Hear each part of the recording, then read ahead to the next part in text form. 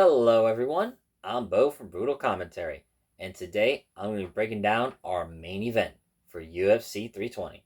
In our main event, it's the UFC Light Heavyweight title rematch as the newly crowned champion, Magomed Ankalaev, looks to validate that he is the true champion and that we are in the Ankalaev era of light heavyweight as he rematches the man he defeated to get the belt, the former middleweight champion and former light heavyweight champion, Alex Pereira. Ankalaev is 21, 1 and 1 as a professional, 3 0, 1 and 1, 1 no contest and 1 draw.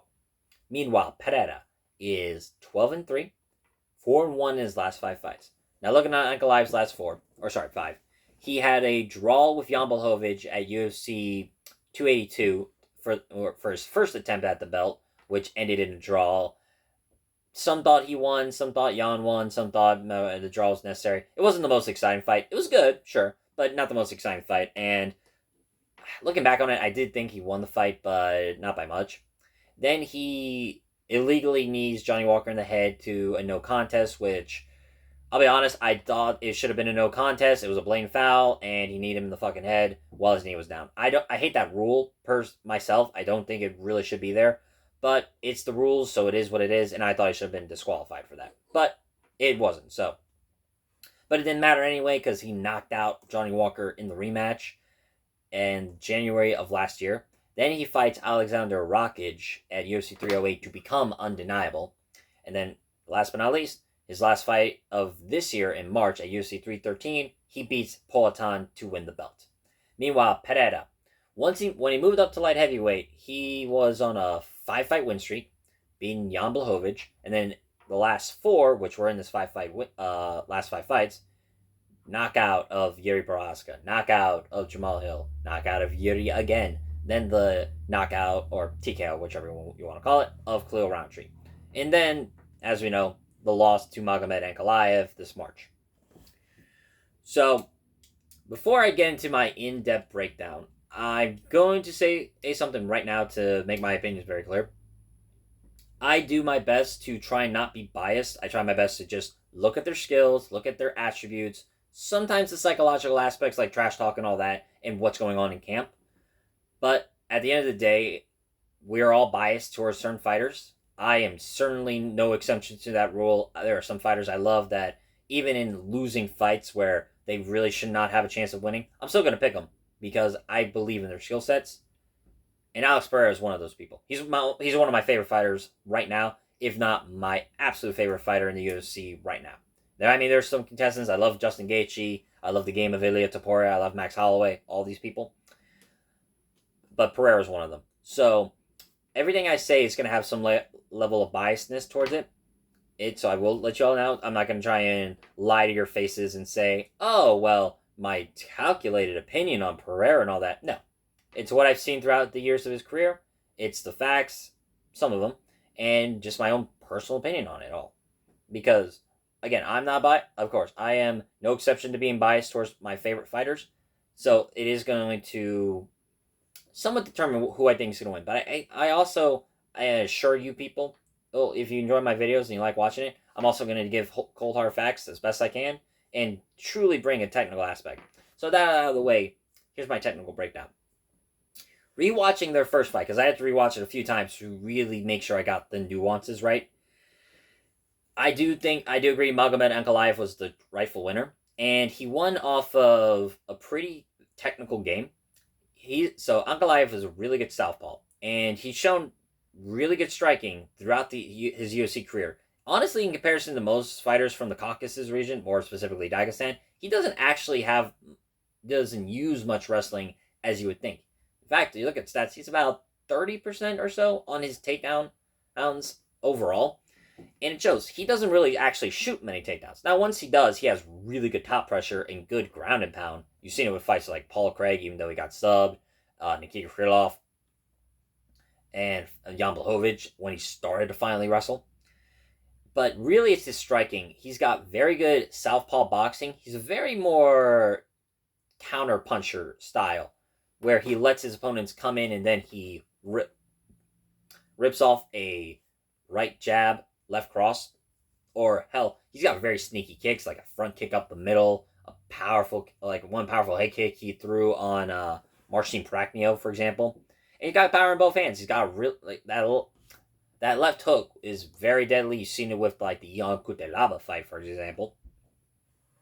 He's overall a well-rounded mixed martial artist, absolutely. He's a very technical fighter too. In the first fight, he used very smart, calculated pressure. He didn't really try and put himself into the fire too much, but he was smart in stuffing a lot of Pereira's leg kicks, where you see they didn't affect him as much because he was having the pressure. And one of the big things about leg kicks is not only the space to move, but just the space to pivot. So once you kind of clutter them, there's not as much snap to the leg kick. Not only that, just finding some of the openings, like you saw him Ankalaev rocking Pereira with a jab cross, especially when that cross hit him right on the forehead, and then just smothering him in the clinch and not really giving Pereira much room to work. Now, that being said, there were some things in the fight with Pereira, though, that seemed to be work. Once he started to actually pull the trigger on some of his shot selections, it really, really affected Ankalaev.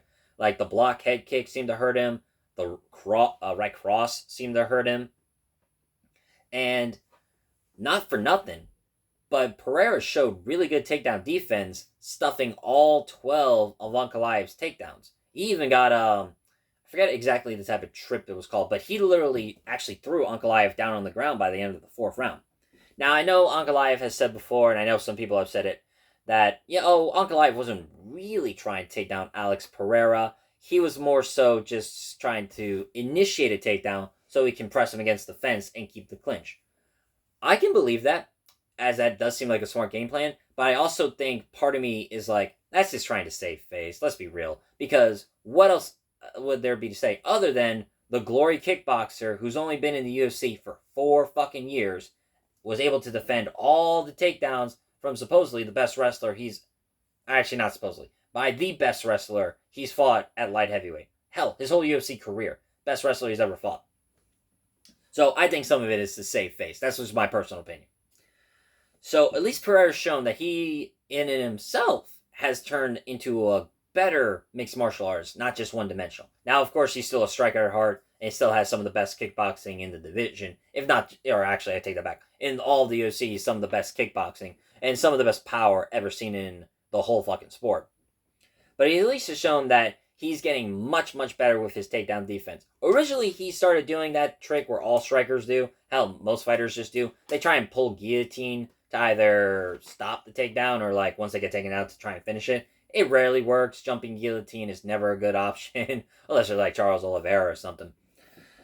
But now he's starting to break grips, starting to use better foot position, and actually level changing with his opponent.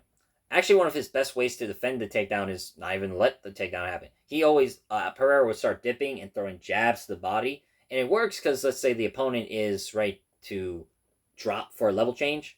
Boom, get hit in the face with a jab. Looking at Pereira, though, overall his striking, now, in the Magomed Ankalaev fight, his kickboxing that was so elite just looked okay at best. But before that, one of the most terrifying strikers we'd ever seen.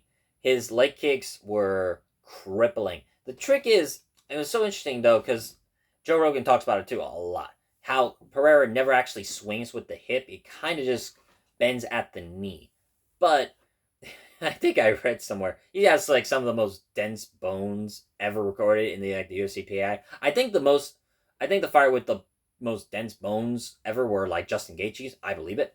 But to my point, that kind of bone density he has is something to be behold, because he's hitting all those people with his shin. And shin to shin absolutely sucks. I can say from experience, it's one of the worst things ever. And just, if you got thick bones like Pereira does, you're going to hurt the other guy much more than yourself. But the most interesting I would say about Pereira's striking is, you notice he doesn't have exactly a flowing combination style. Most strikers, like, say, Israel Adesanya, are able to fire off multiple strikes in one fluid motion. Pereira's more rigid and stiff and throws more like 1, 2, 3. It's kind of like he throws it at a beat. Jab, instead of like rapid, like boom, boom, boom. So it's very different for other strikers. But the beat is something sometimes their opponent isn't expecting, as this sudden just like jab, that pause is something that can kind of throw off somebody. Because if you're thinking they're going to throw combinations, you can get ready like boom, boom, boom. But if they're throwing one strike, you wait too long for the second strike, then it can connect on you. And of course, the left hook, nuclear weapon, one of the signature weapons of a UFC fight, one of the best signature weapons I've ever seen of a UFC fighter, for me anyway. And it's not just as like he throws his left hook blindly. We've seen him set it up on different occasions. From like, say, the second Yuri fight, where you saw him throw the left hook as Yuri starts to engage. And he makes and it looks like he makes a mental note in his mind where it's like, okay, when he rushes in, I can catch him with a intercepting left hook. Then you saw by the end of the first round, he throws the left hook again, and he drops Yuri.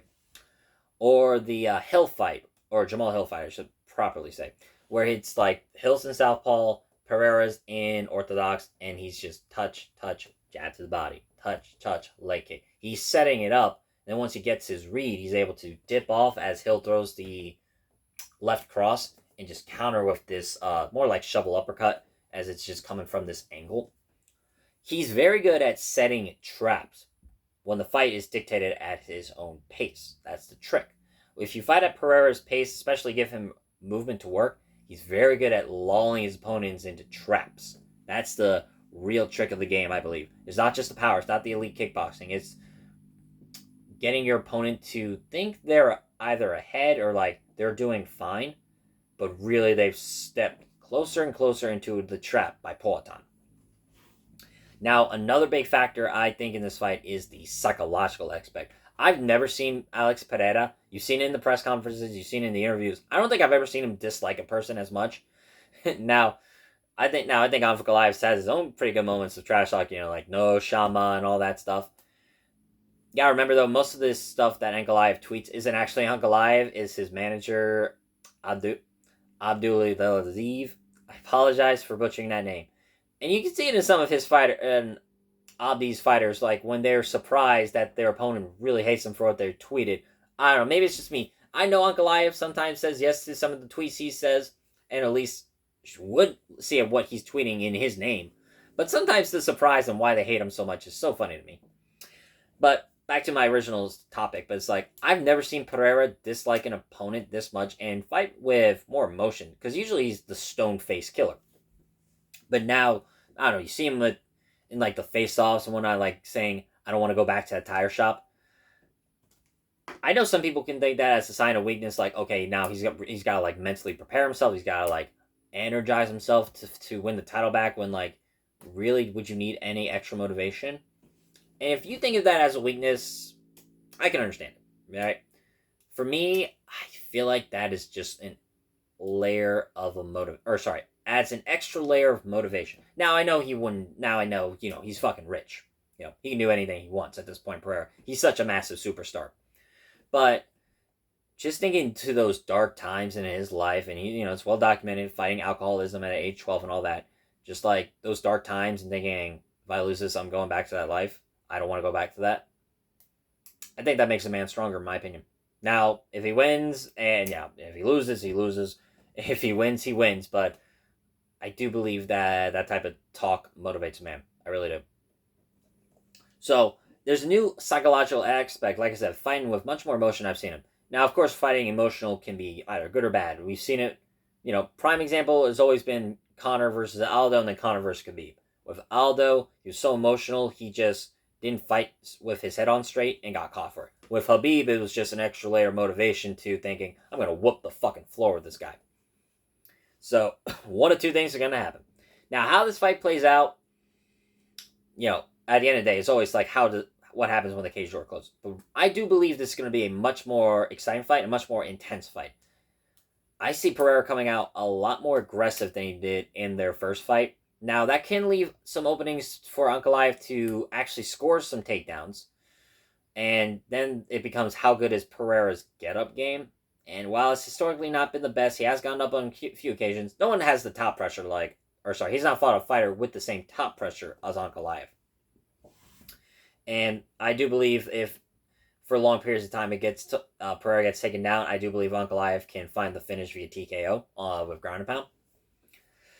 But then becomes a question, another aspect of this fight. Ankalaev, like, he's not on the second longest win streak in light heavyweight history. He's 21-1. But even in wins, I've seen him make some very, very bad decisions. Like, not excluding the knee to Johnny Walker, which I thought was insanely stupid and was like Petr Yan level of what the fuck. But, like in the fight with Jan Blachowicz, where it clearly showed he had a better wrestling than Jan, but he didn't do that up until, the end of the third, and then throughout the fourth and fifth, while he's eating leg kicks constantly, and, like, you could see him how badly he can't walk from these leg kicks. And you're just shouting at the screen, take him down! So he does make some poor decision making at times. And even the Pereira fight, there were some moments where, like, maybe he could have done more in that fight when you really think about it. Like, he had Pereira hurt. He could have gone after him. He knows he can hurt him. Or really go for the takedown and, show just how superior is his grappling. Now, granted, these haven't cost him. He's won much more than he's lost, that's for sure. But at the highest level, sometimes you gotta think those, like, that hesitation or those lapses in judgment, man, they can cost you everything. And that can possibly happen here. Odds-wise, looking at the fight, minus 265 for Ankalaev, plus 210 for Pereira. I understand why they're like this. I do. Ankalaev won the first fight, and when the odds were relatively close, but Pereira was the slight favorite, and now he's the champion, and, there's that saying, you get 30% better as a champion. And Lord knows we've seen that happen to plenty of fighters. They become champion, they just get better and better. But I think I'm going to do it. I think I'm going to pick Alex Pereira. It's just the motivation in him. Just this seemingly much better training camp. Now, you don't like it when you hear a fighter go, oh, well, I was only like 40% in that fight, and look what he did. That can come across as an excuse. And I certainly can, and I certainly do find that as a bit excusey, but I also think that guy fought, 3 times in 2024? 4 title fights in less than a year. And the amount of damage that he went through, not only taking damage in this fight, but the damage he was going and walking into the cage from, like, broken toes, visa issues, sickness, traveling around the world before fights. But in this one, he seems locked in, no traveling, not much, like, social media stuff besides the, mandatory, like, UFC media stuff, but even then, really what does that go to? There's not much media the UFC seems to do for these people anymore. But I really think this is a dialed-in Alex Pereira. And I do think, with the advantages he has, knowing that he can defend the takedowns much better than, most people thought he did. I certainly didn't think he could defend all the takedowns, but he did. And so, now they've seen what Ankalaev can do, I think he can come in better prepared. I don't think this is going to be the same fight. Essentially, it becomes a question. And, other media members have said it before I did, so I'm not the first to say it, but it's a very true statement. Can Pereira evolve faster than Ankalaev can use the same game plan to a consistent level of effectiveness? That becomes a question. And I just think Pereira is such a student of the game. You see him, he's improved constantly in such a short time frame. I think he can do it. I really do believe he can find the knockout shot in this fight. So, bias does affect some of this, but I also just think how this whole fight week has felt, the lead up to the fight, the improvements that can be made, where Ankalaev doesn't need to actually do much in terms of improvement, besides, going after it a bit more and being a bit more aggressive, but he can stick to the same game plan and win, where Pereira is the one who needs to change the game plan and evolve and do something different. And when it comes to that aspect, I think the improvements can win. So, I'm going to pick Alex Pereira, and I'm going to pick him via the knockout. I truly believe Pereira can set up his shots much better. I think he's going to fight much more aggressively. I think he's going to do much better fighting on the front foot and not give Ankalaev the space he needs to work. That's how I see Pereira winning this fight. So, once again, my official prediction, I'm going to go Alex Pereira. I'm going to go via the knockout.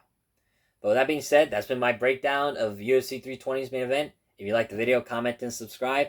How do you think this main event will go? Overall, what do you think of this fight card overall? I'm super excited for this fight this fight week tomorrow, just because these are so many fun, action-packed fights.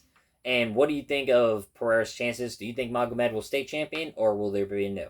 With that being said, I've been Bo from Brutal Commentary. I thank you all for listening. Chama.